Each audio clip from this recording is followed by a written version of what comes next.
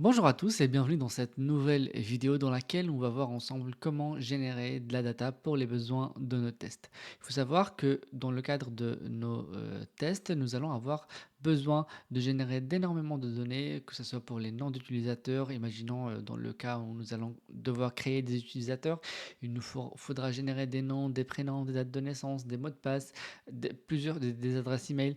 Tout cela, on ne va pas s'amuser à uniquement le coder en dur ou à le générer de manière manuelle, mais on va utiliser une bibliothèque JavaScript qui s'appelle Faker. Vous allez souvent tomber sur cette bibliothèque dans le cadre de vos missions et on va voir ensemble comment on peut l'utiliser dans le cadre de notre test à nous. Moi, je vais utiliser la bibliothèque Faker sur le dernier test qu'on avait fait sur le Page Object Model. Première chose à faire, c'est l'installer. On va ouvrir notre navigateur et on va aller sur npmjs.com pour chercher Faker ou bien juste une recherche sur Google et vous amènera directement sur le site. Donc Faker, c'est cette bibliothèque qui va nous être très utile et qu'on va tout de suite installer. Et pour cela, il suffit de venir ici, d'aller sur le terminal, faire un copier-coller. Moi, je vais ajouter save Dave pour pouvoir l'avoir présente au niveau de notre dépendance, au niveau du fichier package.json, ici. Et je vais faire force aussi pour pas avoir de soucis. C'est parti. C'est en train d'être installé. Parfait.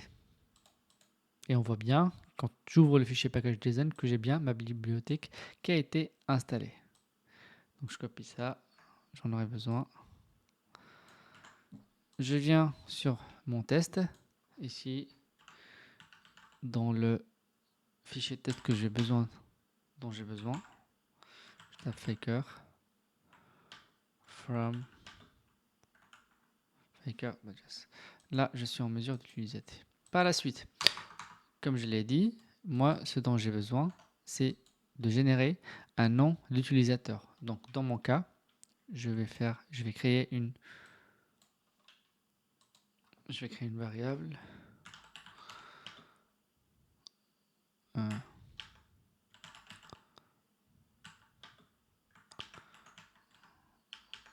Random name faker. Je mets point. Alors, une fois que je mets point, j'ai plusieurs propositions par rapport à la propriété que je vais générer. Regardez les choix que nous offre Faker.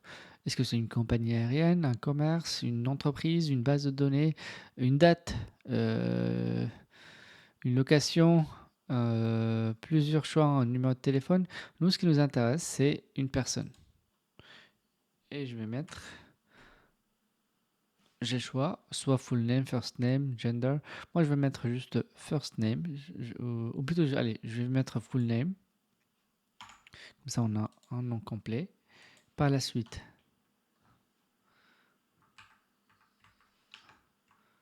je vais prendre ce random name, je vais le mettre ici, et on va lancer le test et on va voir ce qu'il va nous proposer.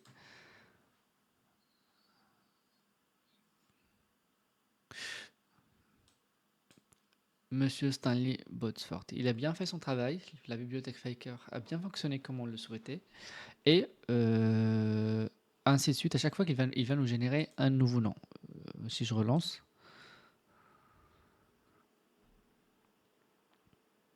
voilà. À chaque fois, c'est un nouveau nom qu'il peut nous proposer.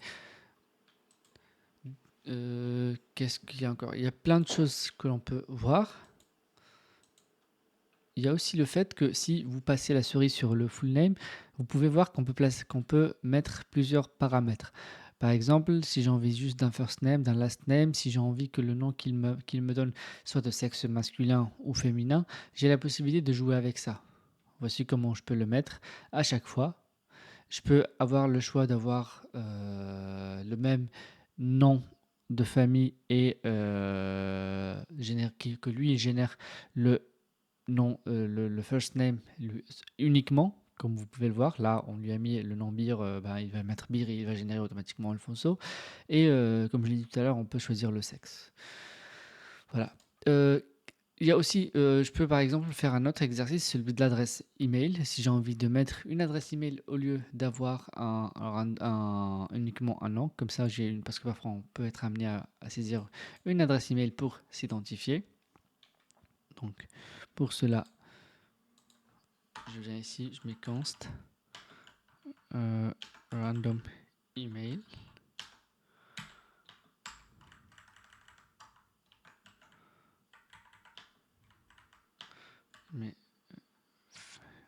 Pardon, je vais mettre une adresse email en me basant sur le nom qu'il va générer.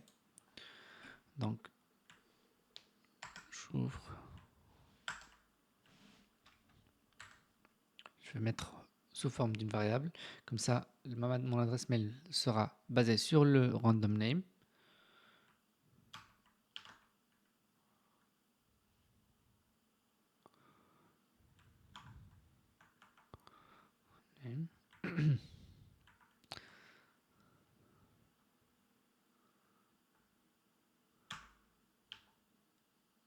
Et je vais pas à la suite. Je peux par exemple ajouter un chiffre à l'adresse mail.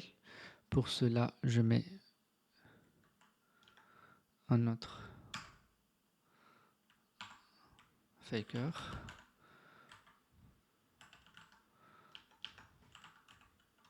Faker, je mets un number. Alors pour le nombre, il va nous donner la possibilité de choisir est-ce que c'est un integer, est-ce que c'est un float. Voilà, on a le choix.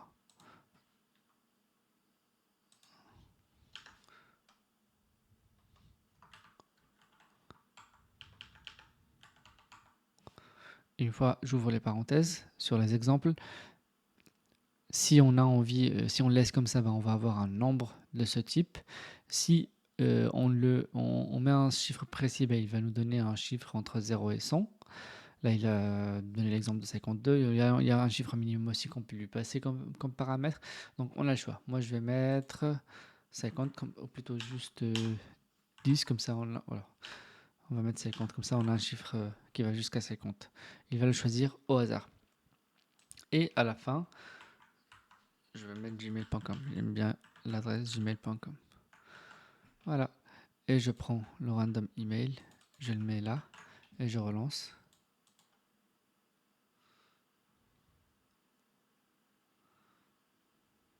Voilà.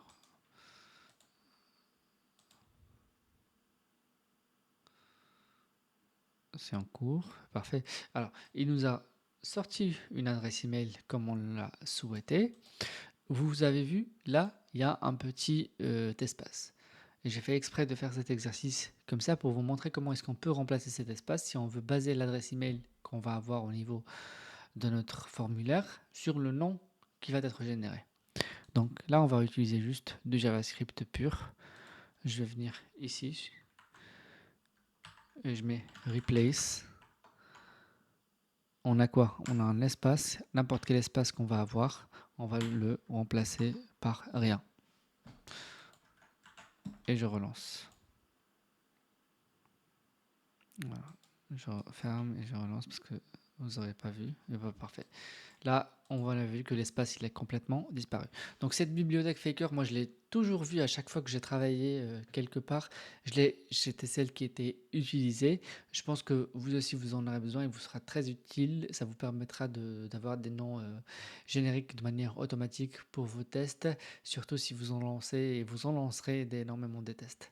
Donc je vous remercie et je vous dis à bientôt dans une prochaine vidéo. Merci.